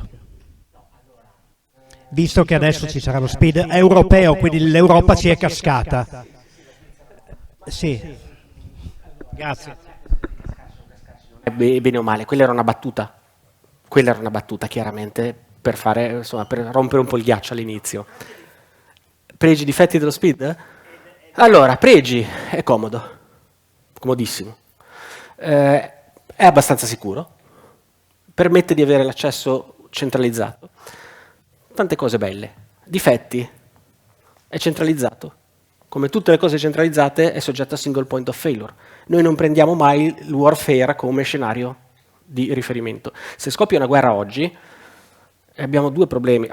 Io sono italiana ma abito fuori, però abbiamo due problemi grossi, che sono quello della fatturazione elettronica e dello SPID. Nel momento in cui io sono Putin, e voglio far fuori l'Italia, bastano 2 missili sui data center che gestiscono i dati di speed delle più importanti, magari di Cedacri o di Sogei. Se io faccio fuori Sogei, la fatturazione italiana non funziona più. Blocco una nazione con un missile solo. Quindi questo è un difetto, secondo me. L'altro difetto è che, come dicevo prima, tutte le cose si bucano prima o poi. In Estonia, che è stata la prima nazione a inserire, non è proprio lo SPID, ma la carta di credito, la carta di identità elettronica, che però funzionava anche per l'autenticazione dei servizi pubblici, l'hanno fatto qualche anno fa e purtroppo qualcuno gliel'ha bucata. Hanno dovuto riemettere tutto. Ora in Estonia sono 1 milione di abitanti, farne 65 milioni in Italia, comincia a essere un costo di un certo tipo se per caso una falla nel sistema viene trovata, viene identificata. Quindi ha le sue cose positive, ha le sue cose negative. Non si può dire che è la soluzione di tutti i mali e neanche che è il male, che è il male assoluto. C'è sempre il trade-off che si deve cercare e dire qual è la soluzione che ci permette di ottenere il miglior risultato con il minor rischio, è quella che probabilmente lo SPID lo è. Spero che sia... Ah, vabbè, quello sì. Giustamente mi dicono, qualcuno che ha la barba bianca, non dimentichiamoci le persone di una certa età. Ora, una persona di 90 anni magari a utilizzare, che ha l'Alzheimer o che tremori, eccetera, usare un computer è un po' difficile. Quindi comunque sì, bene allo SPID, bene a tutto ciò che è autenticazione di Stato, profilatore di Stato, chiamiamola come vogliamo, carta di identità elettronica, ma attenzione anche alla possibilità di non averla, perché sennò rischiamo di creare delle minoranze, delle categorie che non possono più usufruire dei servizi. Ok. Soddisfatto? Hai nominato anche la PEC. Ah, la PEC, no, beh, pure la PEC adesso. Ma la PEC, allora lì... L'hai nominata tu. Sì, perché sono cose molto italiane. La PEC non è malvagia come idea, è anche utile, perché permette di certificare un'email che invece non è certificabile, perché il protocollo SMTP, Simple Mail Transfer Protocol, non è sicuro. Non sai se il mittente e il destinatario abbiano cambiato i contenuti piuttosto che inviato una mail da una parte che non doveva... Cioè, non è un protocollo sicuro, quindi inviare una mail non è sicuro, inviare una PEC è sicuro.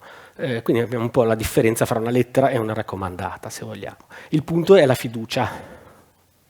Perché dico il punto è la fiducia? Perché in Svizzera, dove io vivo, non abbiamo neanche le raccomandate.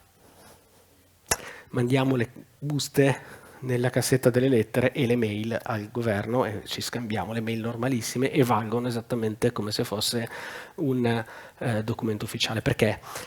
Faccio anche qua un esempio. Se io ordino il caffè online, il corriere la mattina dopo me lo porta a casa, io non ci sono, me lo lascia sotto casa, non firmo, non lo pago. Dentro il caffè c'è la mia fatturina che pago dopo un mese. Quindi io arrivo, fuori dal portone trovo la mia scatola, la porto su, c'è la mia fatturina, dopo un mese la pago. Ecco, probabilmente in certi quartieri di certe città in Italia non troveresti il caffè quando torni a casa. Quindi abbiamo un problema di fiducia tra le persone, di onestà se vogliamo. E quindi la PEC nasce proprio da questa esigenza, dal fatto che, come sempre in Italia, ma come sempre in tanti posti, per tutelare le persone oneste da una percentuale minima di disonesti, finisce a incasinare la vita a tutto il resto del 99%. Questo è il punto della PEC, non che sia sbagliata, è che non la trovo utile in un contesto, diciamo così, utopisticamente meraviglioso. E una domanda veloce, sì, rimanendo su progetti made in Italy belli, informatici, un po' discussi. Piracy Shield. Questa è una domanda trabocchetto perché sapete quanto lo amo. No. Piracy Shield è una piattaforma privata, peraltro, che è stata realizzata da una società di consulenza del software italiana per conto degli operatori televisivi e di media fondamentalmente, per fare in modo che lo streaming illegale delle partite di calcio, fondamentalmente nasce per quello, sia impossibile. Cioè, che cosa succede? Che fino all'avvento di Piracy Shield, per poter guardare una partita in streaming tu non facevi altro che andare su Facebook, guardarti quello che ti commentava con l'indirizzo, metti l'indirizzo e te lo vai a vedere, fatto salvo che poi in quei siti magari ci sono 2000 malware, Trojan e compagnia bella, però, perché se è gratis non c'è mai niente, però per le piattaforme media era quasi impossibile evitare questo, perché ora che io faccio la domanda al giudice di rimuovere quell'indirizzo, la partita è finita. E quindi non avevano possibilità di fermare questa cosa. E allora hanno inventato questo sistema che si chiama Piracy Shield, che dovrebbe, in teoria, nelle idee di chi l'ha fatto, evitare tutto questo, permettendo all'operatore del media, con un semplice tasto di quell'IP, di andare a bloccare lo streaming illegale.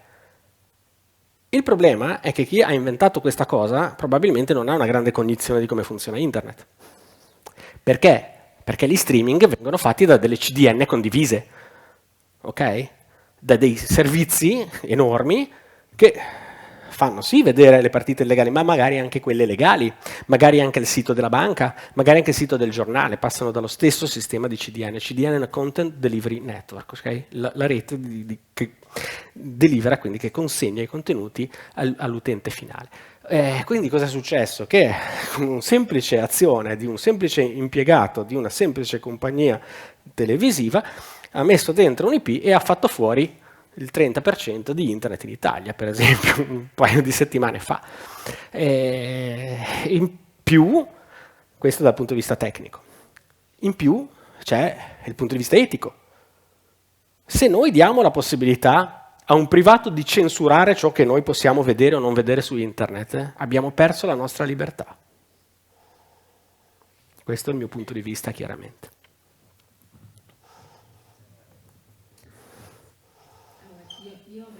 No, prego. Ok, due domande. Allora, una è Google gratuito. Sì, se scegliamo per esempio Google Workspace a pagamento e anche con la scelta dei server in Europa anziché in America, in qualche modo riusciamo a tutelarci? Allora, stiamo parlando di due cose diverse. Google motore di ricerca è un discorso, Google Servizi è un altro discorso. Il Gmail a pagamento chiaramente non è suscettibile a tutte quelle clausolette che ci sono nel Gmail gratis. Anche Google One dove si può fare il backup e quelle cose. Ma questo vale anche per Amazon AWS piuttosto che per Azure della Microsoft o AWH o qualsiasi altro cloud, perché poi ricordiamoci una cosa, il cloud non esiste, non c'è il cloud è il computer di qualcun altro dove tu metti i tuoi dati. Quindi devi fidarti di quella persona di là, a prescindere dal contratto. Nella parte a pagamento di quei servizi non è prevista la profilatura. Cioè se mi paghi io non ti profilo fondamentalmente. Quindi tendenzialmente sì, seleziono il server in Europa, tanto è vero che anche in Svizzera stanno mettendo dei data center cloud, però li mettono in Svizzera, quindi non c'è il cloud, dove spostare i dati per tenerli in confederazione, perché alcuni tipi di dati la confederazione non vuole che escano dalla confederazione, esattamente come fa l'Europa, che ha costretto ad avere il cloud in Europa per depositare i dati lì. Sì, ci possiamo proteggere, sì, ma siamo sempre allo stesso punto, ci dobbiamo fidare di quelli là, perché se un dipendente infedele dell'azienda che tiene i miei dati li ruba e li vende, io non lo posso sapere, almeno i miei dipendenti li conosco, quindi la mia idea sul usare i computer di altri è sempre, se possibile, evitarlo. In certi casi è molto comodo. Le foto del mio telefonino dove vado in vacanza le posso tranquillamente mettere su iCloud, anche se quello non mi protegge poi dal disaster recovery, mi protegge per la business continuity. Cosa vuol dire? Che se io perdo il telefonino è comodissimo, ce l'ho nel cloud e in un secondo nel telefonino nuovo ce l'ho. Ma se io ho dei dati nel cloud e vengono compromessi e criptati perché c'è un cattivone che mi fa il ricatto ransom e quei dati sono in backup sul cloud, vengono criptati anche nel cloud perché è online e quindi non mi protegge. Per cui il backup, uno locale sempre, un backup locale sempre e staccato dalla rete. L'unico backup sicuro è scollegato dalla rete. Se è collegato alla rete non è sicuro, che sia in cloud o che sia locale. È interessante, parlando di Google, anche il fatto che abbiano costretto le scuole italiane a usare Google for Education durante la L'ho saputo poco tempo fa, tra l'altro, perché non lo sapevo, perché la mia nipotina che studia in Italia usa quella robaccia lì, sì. E la seconda domanda, sperando che possa essere utile anche un po' per tutti: antivirus per telefoni, per smartphone, hanno senso, funzionano? Rispondo così: real man don't use antivirus, ok? Se sei capace non ti serve l'antivirus, perché io uso 2 telefoni, uno naviga e so che è impestato e non me ne frega niente di metterci un antivirus, se ne avrà 7 chi se ne frega, e poi c'ho l'altro con cui telefono e faccio le cose e quello non è impestato. Il mio computer non ci posso far girare un antivirus. L'ho provato una volta, ma mi ha trovato il 50% dei miei file che erano dei virus. E certo, cazzo, li faccio io. Cioè, erano quelli che uso per lavoro, sono le cose che uso per fare i test alle aziende, no? Quindi questa era la parte battuta. La parte seria, l'antivirus bisogna usarlo, sì. Possibilmente uno buono, dirvi quali sono i più bravi, non posso farlo per pubblicità, quindi non posso dirvi che una marca è meglio dell'altra, non lo posso fare, però ce ne sono di buoni, ce ne sono di meno buoni, tendenzialmente in teoria più il nome è famoso migliori sono, in realtà non è così. Anche qua faccio un piccolo esempio: tanti anni fa un noto antivirus, non posso dire quale, è stato utilizzato come virus. Cioè hanno mandato un payload, che in gergo tecnico si chiama payload, che faceva impazzire l'antivirus e permetteva al cattivo di installare la sua libreria all'interno dell'antivirus e usare l'antivirus come virus. E questo era uno dei più famosi del mondo, quindi come fai a saperlo qual è il migliore? No, è sempre una questione di fiducia. È come per il password manager. Io posso avere il password manager della Apple perché ho il telefonino Apple, o quello della Samsung perché ho il telefonino Samsung, qua i nomi li faccio perché sono i 2 più grossi player del mondo e forse gli unici che abbiamo, e mi devo fidare di loro. Non è che posso, ok? A meno che non sei un nerd che è capace a farsi le cose, si fa il suo algoritmo. Io per esempio il mio password manager me lo sono fatta per me, ho un algoritmo tutto mio. Uno, se vuole prendere le mie password, deve craccare il mio algoritmo. Magari ci si riesce, però ci mette 6 mesi di lavoro. Non ne vale la pena, perché a me non mi ruba un granché. Mentre se io spendo 6 mesi della mia vita per craccare, che ne so, dico one password, ecco, ottengo 100 milioni di login e quindi ottengo un certo risultato. Bisogna fidarsi, non c'è molto da fare. Buonasera Stefania, innanzitutto ti devo ringraziare tutta parte dell'amministrazione, devo ringraziare anche il nostro assessore. Sì, la domanda la faccio subito. Allora, io da 1 anno sono vittima, mi è stata rubata l'identità. Praticamente da 1 anno che sono dietro querele, polizia postale, avvocati, procuratori, investigatori privati, e ancora non riescono a avere email di queste investigazioni che sono capitate, perché sono email di discriminazione, calunnia, c'è di tutto. C'è un limite o si può avere una risposta anche, perché certe volte chiedo, ma perché una persona... Io vorrei far vedere, per dare una risposta al perché, io adesso non posso farlo vedere in pubblico, soprattutto se andiamo poi in streaming, però ci sono dei video che sono stati prodotti lo dico tanto non è un problema, dalla HP, okay? HP Enterprise, per far dimostrare quanto le loro stampanti sono sicure rispetto alle altre, che poi può essere vero o no, quello è un altro discorso. Ma è molto bello, questi video sono fatti molto bene, veramente belli, interpretati da Christian Slater, quindi voglio dire anche speso tanti soldi perché non è che viene a fare il tuo video gratis, e lui si fa chiamare Wolf, il lupo, li trovate su YouTube se andate a scaricarli, e nel momento, il clou del video più importante, dove praticamente racconta il mondo della truffa dietro la più grande fusione tra aziende, tra una banca e l'altra, dice: sapete perché l'ho fatto? Perché lo posso fare.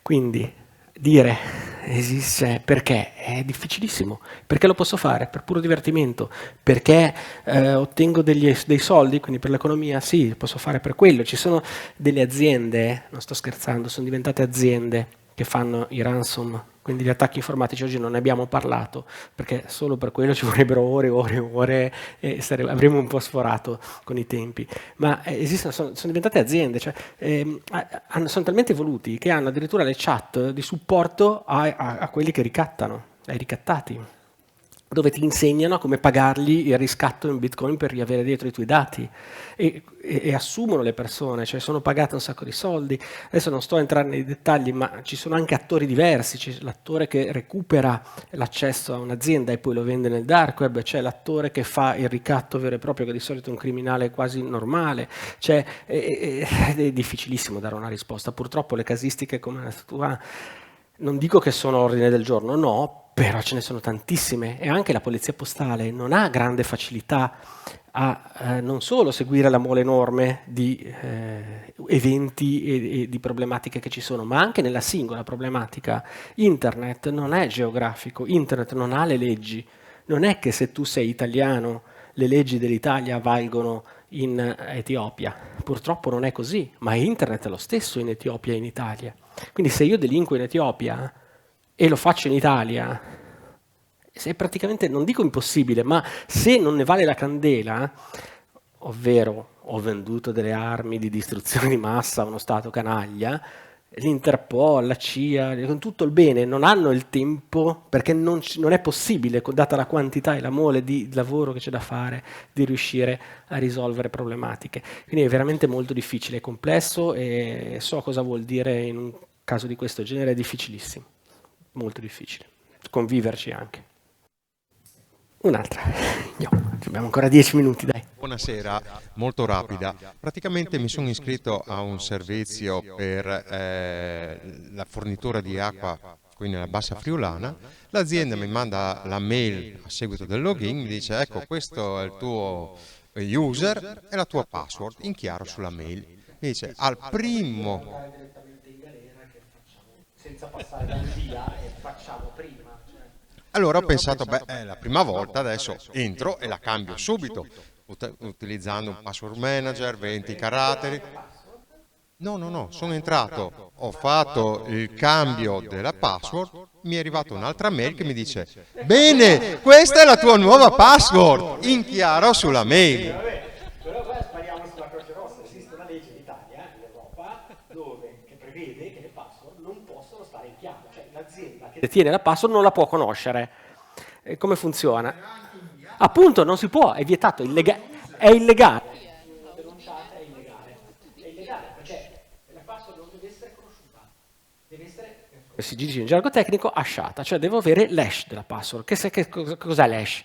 È querino di cifratura che viene ottenuta da un certo algoritmo partendo dalla password. Questo algoritmo crea questa hash che viene salvata nel database. Se quando io do la password, quella password mi genera lo stesso hash, vuol dire che è giusta. Se me ne genera un altro, no. Ma quell'hash non è la password, anche se io ho l'hash non posso sapere qual è la password. Questa è la legge che lo prevede. E che l'accesso ai database sia anche loggato. Quindi, ma vi posso garantire che il 99,99% dei database italiani non logga gli accessi degli amministratori di sistema. Se ci sono degli amministratori di sistema qua, so che ci sono, sanno che non vengono loggati. Illegalmente, peraltro. No, è illegale. Assolutamente illegale.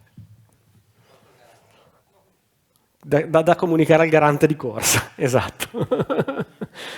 Si divertirà molto il garante a ricevere una quella mail lì. Ok. Direi che è il momento di ringraziare tantissimo Stefania Calcagno per questa bellissima presentazione. Grazie a voi e grazie a te, grazie a Eureka, grazie alla Regione e al Comune di Azzano per l'invito.